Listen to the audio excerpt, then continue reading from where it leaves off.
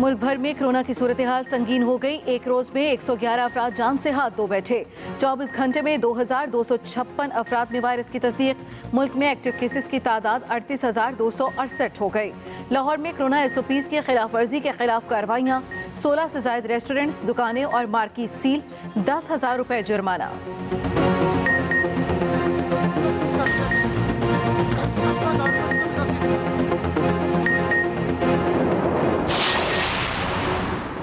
Corona vaccine के मेयार पर कोई समझौता नहीं किया जाएगा।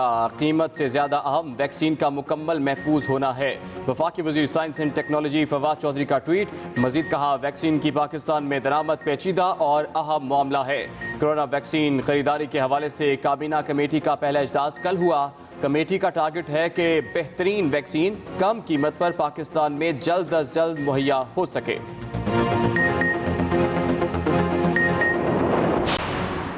लाहौर समेत पंजाब भर में सर्दी की शदीद लहर। बेशतर शहरों में कम अज कम दर्जा हरारत 7 डिग्री सेंटीग्रेड तक गिर गया। मुतादिद शहरों में धुंध की अंधाधुंध इनिंग्स। कौमी शाहराहें और मोटरवेज भी धुंध में गुम।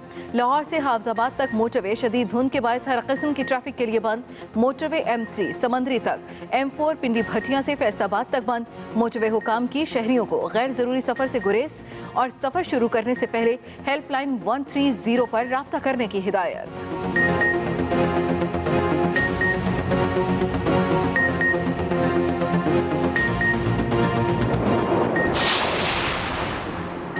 समंदर पार पाकिस्तानियों की जानिब से तरसीलात ज़र में तेजी आ रही है। माशाअल्लाह, समंदर पार पाकिस्तानियों की जानिब से मरकजी बैंक के जरिए इरसाल करदा रकूम $200 मिलियन से तजावुज़ कर गई हैं। वज़ीर-ए-आज़म इमरान खान का ट्वीट। मजीद लिखा, पहले $100 मिलियन 76 रोज़, जबकि अगले $100 मिलियन महज 28 रोज़ में पाकिस्तान भेजे गए। समंदर पार पाकिस्तानियों का मशकूर हूँ जो हमारा अजीम असासा हैं।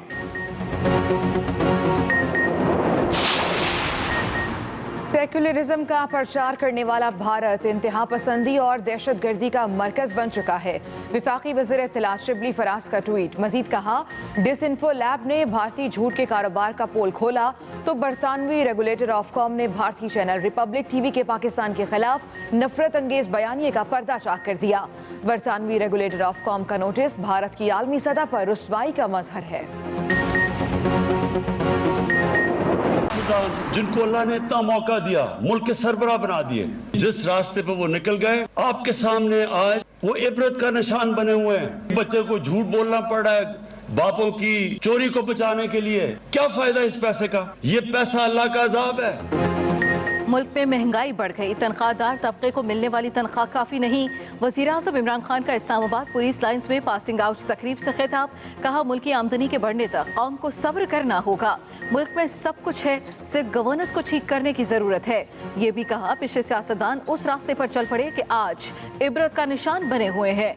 इनके पास इतना पैसा है कि खुद उन्हें उसका पता नहीं, मगर कभी अस्पतालों के चक्कर लगा रहे हैं, कभी मुल्क से बाहर जा रहे हैं। इनके बच्चे भी भागे हुए हैं। क्या फायदा ऐसे पैसे का? ये पैसा तो अल्लाह का अजाब है।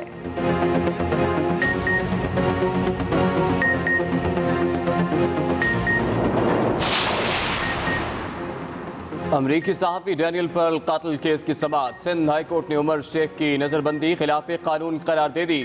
उमर शेख को नज़रबंद करने का नोटिफिकेशन कलअदम करार देकर रिहा करने का हुक्म। अदालत की हिदायत के बगैर उमर शेख के खिलाफ कार्रवाई न करने का भी हुक्म। उमर शेख के बरी होने पर सिंध हुकूमत ने नज़रबंदी के अहकामात जारी किए थे। वफाकी हुकूमत ने सिंध हुकूमत के फैसले की हिमायत की थी। सिंध हाई कोर्ट का उमर शेख का नाम ECL में शामिल करने का भी हुक्म।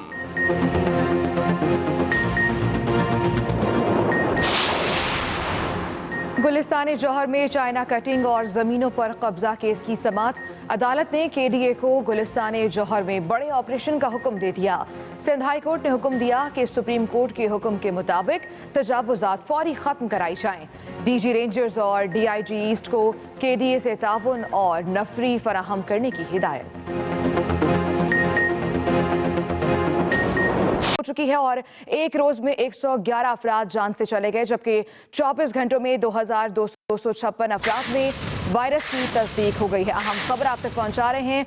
कोरोना सूरत हाल संगीन हो चुकी है और एक रोज में 111 अफराद जान से चले गए हैं। 24 घंटों में 2256 अफराद में कोरोना वायरस की तस्दीक हो चुकी है। NCOC के अदाद-ओ-शुमार के मुताबिक आपको अहम खबर दे रहे हैं, मुल्क में एक्टिव केसेस की तादाद 48,000 से तजावुज कर चुकी है। इस वक्त मुआविन खुसूसी सेहत डॉक्टर फैसल सुल्तान मीडिया से गुफ्तगू कर रहे हैं। जाना है उसका भी तरीका बिल्कुल एक सीक्वेंस के मुताबिक होगा और प्रोविंसेस के साथ हमारी इस पे गुफ्तगू भी हो चुकी है। हमने उनको अपडेट भी किया और वो भी अपनी तैयारी करके बैठे हुए हैं। तो बिल्कुल ऐसी कोई चीज़ नहीं होगी कि कोई आगे इसमें हट जाए पीछे हट जाए। एक 1 2 3 एक सीक्वेंस है, लेकिन हमें भी थोड़ा सा इसमें डिसिप्लिन का जिसे कहते हैं डेमोन्स्ट्रेशन करनी पड़ेगी। देखा गया है हमारी तारीख में जब भी कोई टेक्नोलॉजी आती है या कोई भी इस तरह की मेडिसिन आती हैं तो बहुत सी अफवाहें जो गर्दिश करना शुरू हो जाती हैं। पाकिस्तान में भी इस तरह की अफवाहें गर्दिश कर रही हैं कि हमारी तारीख में जब भी कोई टेक्नोलॉजी आती है या कोई भी इस तरह की मेडिसिन आती हैं तो बहुत सी अफवाहें गुफ्तगू आपने मुलाहिजा किया। आगे बढ़ेंगे। वफाकी वज़ीर science and technology Fawad Chaudhry ने कहा है कि कोरोना वैक्सीन की दरामद में मियार पर कोई समझौता नहीं होगा। समाजी राब्ते की वेबसाइट पर ट्वीट में फवाद चौधरी ने कहा कि कोरोना वैक्सीन की खरीदारी के लिए कायम काबीना कमेटी का पहला इजलास कल हुआ।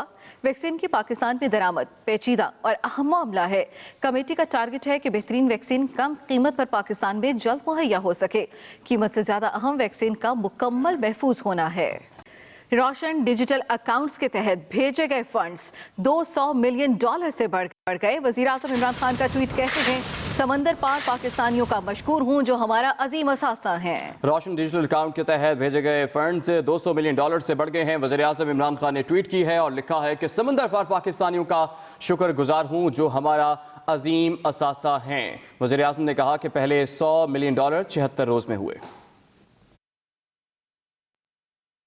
साबिक सदर आसिफ जरदारी का सरबराह JUIF मौलाना फजलुर रहमान को टेलीफोन। दोनों रहनुमाओं में मुल्क की मजमूई सियासी सूरत हाल पर तबादला ख्याल किया गया।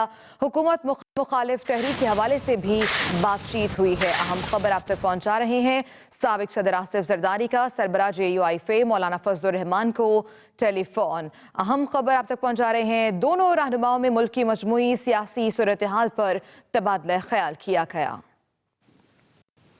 बाप और चचा जिनको सबसे बड़ा डाकू कहते रहे, मरियम सफदर उनके नारे मारती फिरती हैं।